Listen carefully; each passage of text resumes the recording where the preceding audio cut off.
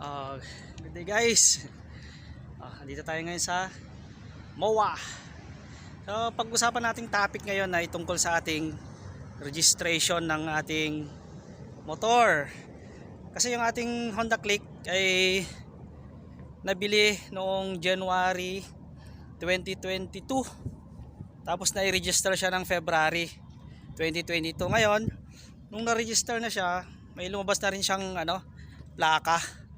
Kaso yung plaka niya, ang ending nung number ay 6. So ibig sabihin June 2023 tayo ang magpaparehistro.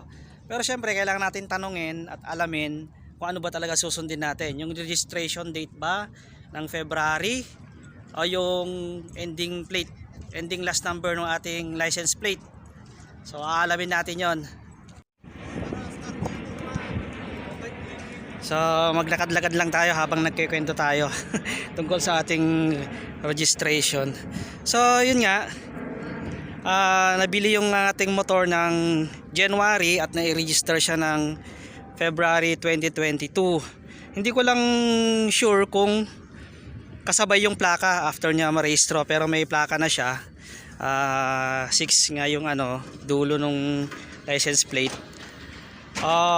So hindi natin alam kung susundin ba natin ay yung nasa ORCR na February 2022 o yung June ng 2023. Tapos February 2023 tayo magparehistro.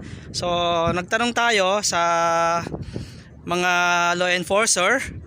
Ang sabi nila is yung June 6 tayo magpaparehistro ngayong taon. June 2023. So ngayon January 26.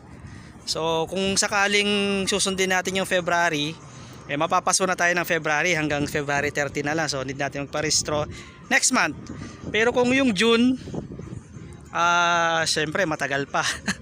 Makakapag-ipon pa tayo hanggang June 2023. Kaya nung tinanong natin yung isang law enforcer, so iipit ko na lang yung video dito para makita nyo. Kaso malabo lang kasi yung audio nung nag-usap kami nung HPG kung ano ba susundin. Tapos dumaan din ako mismo sa LTO.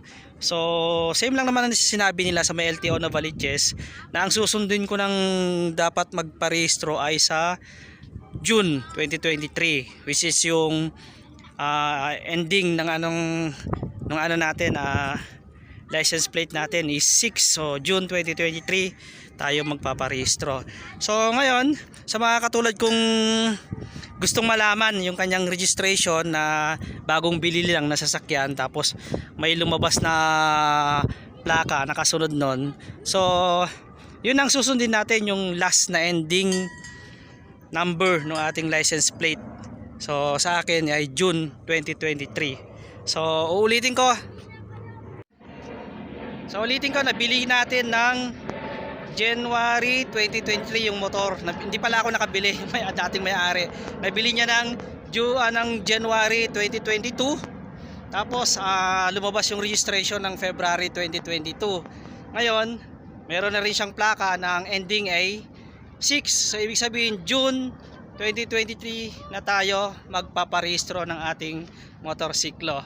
So sana nakatulong sa inyo yung video na to tungkol sa registration ng ating motor kapag ganyang bagong labas at meron ng dumating na plaka. So okay, thank you. Ikot-ikot muna tayo dito bago bumiyahe ulit. Sarap magpahangin Okay, bye bye.